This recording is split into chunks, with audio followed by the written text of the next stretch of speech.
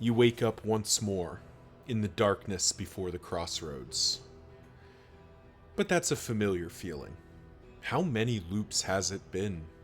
You lost count a long time ago. All you know is what comes next. Resentment, the seething sigh, the dragon. But you have just the thing.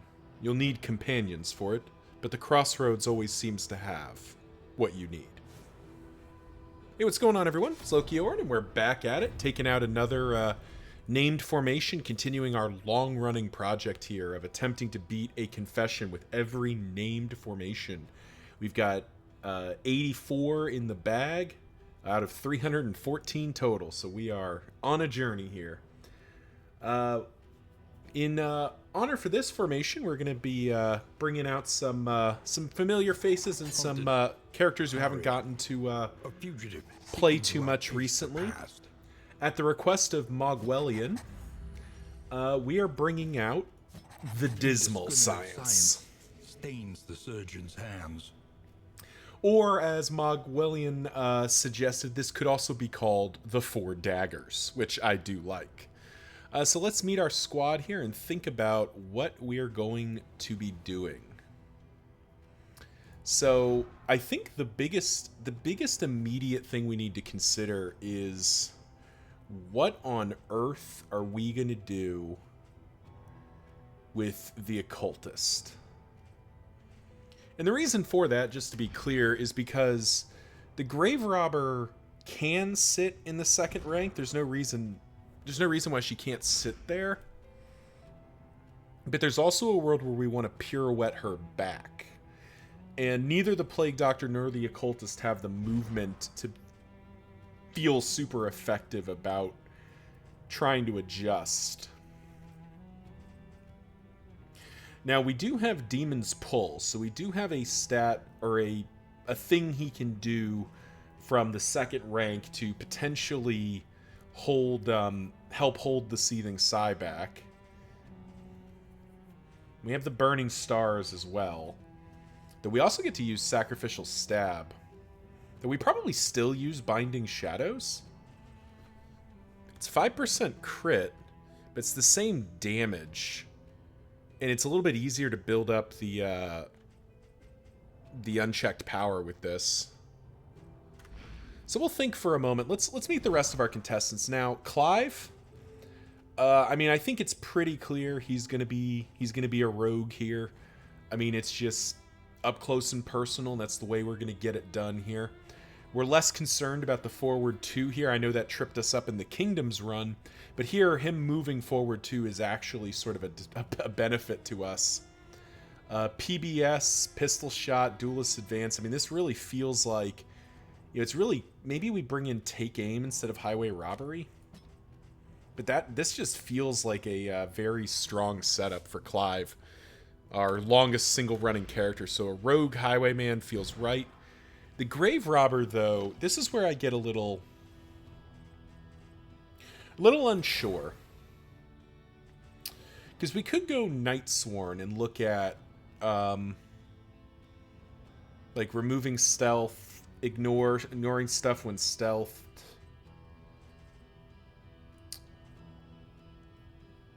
Doing more damage when stealth. Night Sworn just still doesn't feel stellar to me.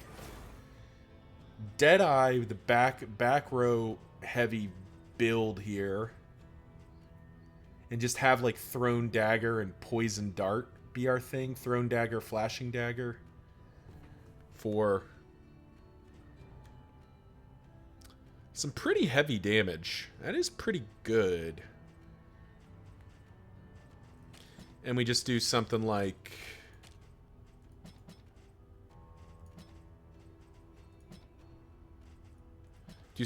that, maybe?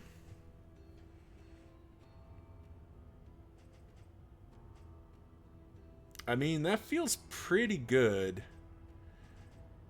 Do we really have a source of combo generation? Riposte inflicts combo, so Clive is creating a little bit of combo. You're eating combo. You can weakening curse, so we can get combo from there and abyssal artillery potentially. And demon's pull. Plague Doctor's not great at generating combo. It's really just blinding gas. And yeah, basically just blinding gas. So we don't have a ready source of combo, which means Solaniel as a Deadeye is not awful, but I also kind of want to have Pick to the Face as an option. I mean, we could just go Wanderer. That doesn't feel very, like, her Wanderer is not really super convincing either, though. So it's pretty clearly going to be Deadeye or Venom drop.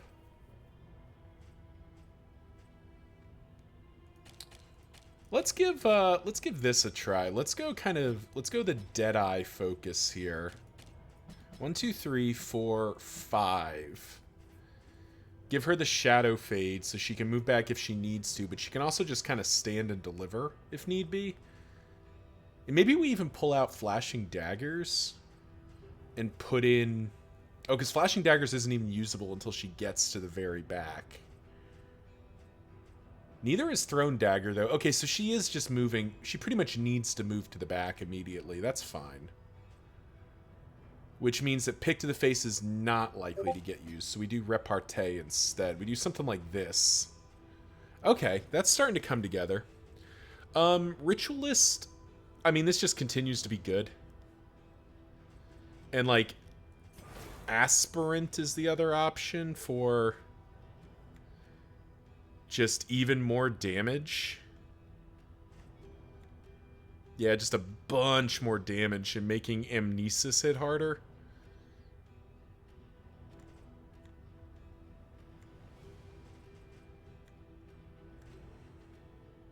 But the Burning Stars, it just feels better. I think it's still Ritualist. I think we just keep it, kind of keep it simple here. He's got Deadly. He's doing enough with what he has. I think we just stick with, Ritualist on you, Fairy Taller. And finally, the Plague Doctor. We could leave her as an Alchemist. It's not a bad option. The question is, do we want to consider Surgeon to get Incision action? And I think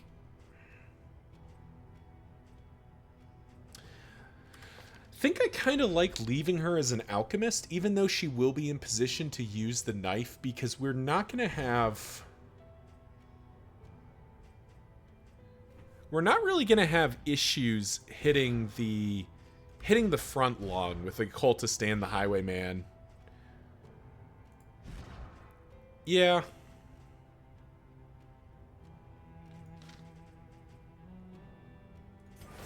I mean, this just turning off... I mean, it does make all her healing really good. But it does turn off all of her Blight. And I kind of like her Blight, so we'll leave it as Alchemist here. Though that does mean we're not using the dagger, and we are... Okay, never mind. We got to do it. We got to go Surgeon. We're gonna lean into the bit here a little bit. We do need to have our 4 knives here, our 4 blades, our 4 daggers. So we've got Incision, Sacrificial Stab, or probably Binding Shadows. Knives aplenty, and both Riposte and Wicked Slice. So that'll do it. All right. Rogue, Deadeye, Ritualist, Surgeon. Yeah, that feels right. Let's roll. Thank you again to Mogwellian for recommending this formation. And we will get dived in here. And I'm sorry, I probably it is too late for me to rename. I owe you a name at some point. So Mogwellian, let me know in the comments section down below. Next time I get a chance, I will rename a character. I'm sorry I didn't think to do it here. And that's on me. The bulwark of your denial is so comment section down below, and I will get you in a future move here. Now I do think we lead with Shadow Fade. I mean, okay. Just explode one of these Lost Souls off the cuff here. early results are encouraging. PBS and our occultist is all the way to the front, which is kind of cute. Maybe that does mean sacrificial stab needs to be in the offing.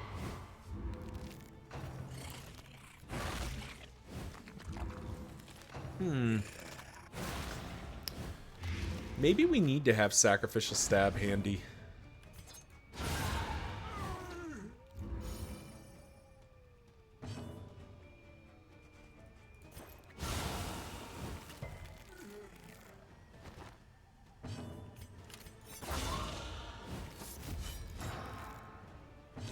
I mean, we do get back to it fairly easy.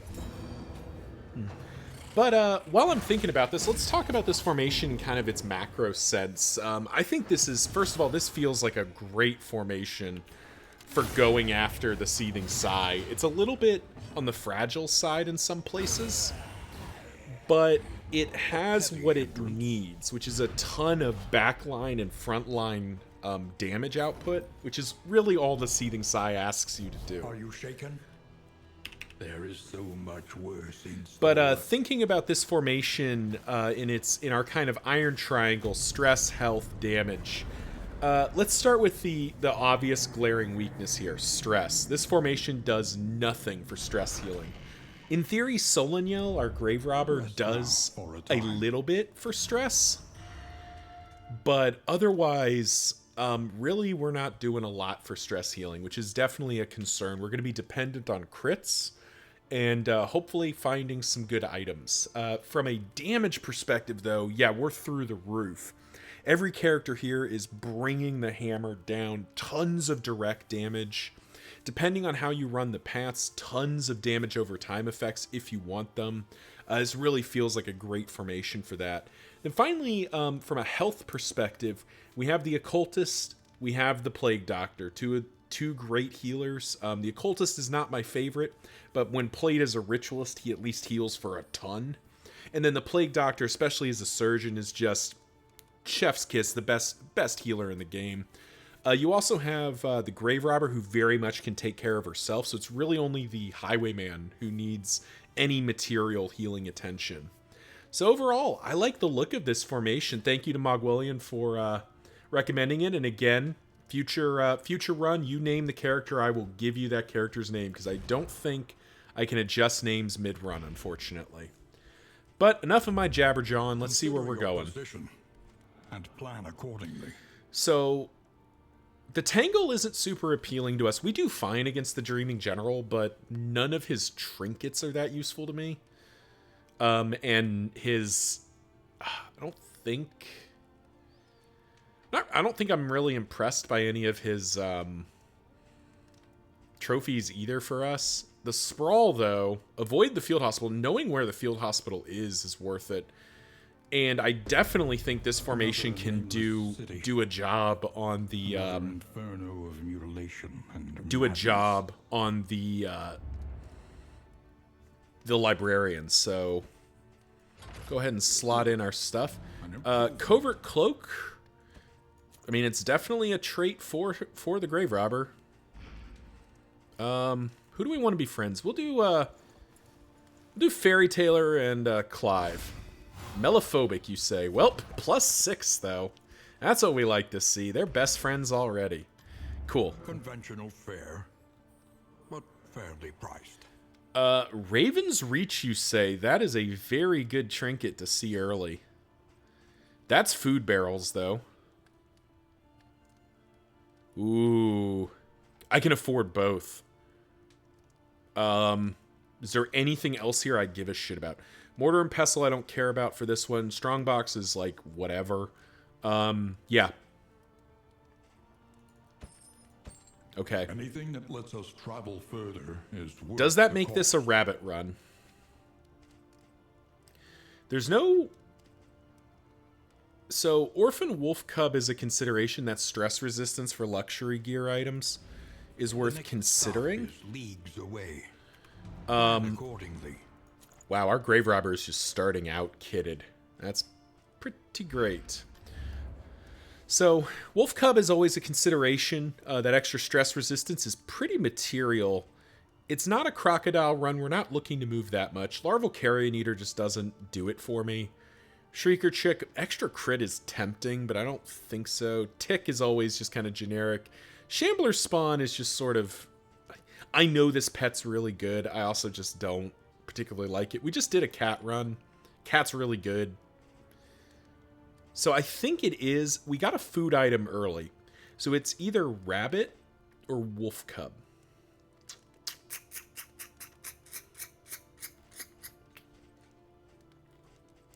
We don't have any luxury gear equipped, but 10% positive relation chance is pretty good. It's that versus rabbit, which is just a ton of extra health and speed. I mean, we're definitely buying this food, so let's just buy that real quick. Couple of hits of laudanum, not going to go amiss here. Buy that whiskey flask, and because I have a goofy idea here. Because I think 17's a break point. Yeah, 17's a break point, so let's bump that up to 17. Throw Greek fire grenades on people.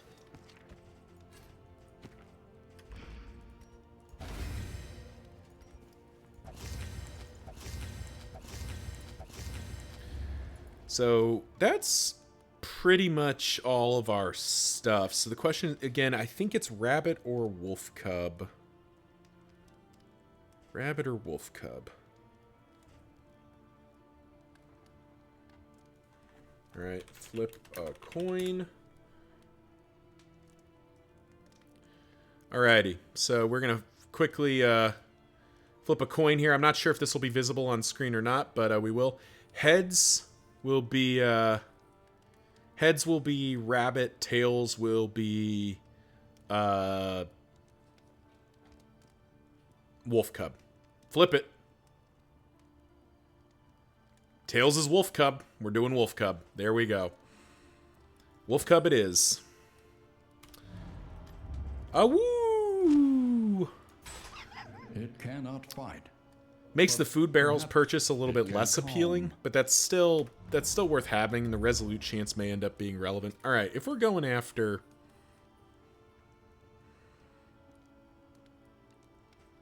the whatchamacallit guy early, Thrown Dagger seems like a pretty good upgrade here.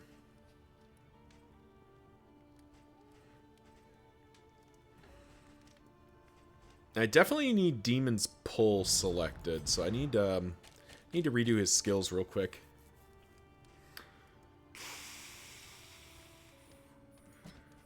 I think something like no, because this can't be right. All right, as much as I want Sacrificial Stab, I don't think I can take it. Because I really need to be using Binding Shadows for the extra unchecked power generation. I don't have a reliable way to generate a lot of combo. And I do have Weakening Curse to be like an action he can take in those offbeat turns. So this feels right for Fairy Tailor. Paracelsus, your setup as you're going to be here. Learn what can be taught, that you may stand just a little taller at the end. Let's see. Thrown Dagger's a pretty substantial...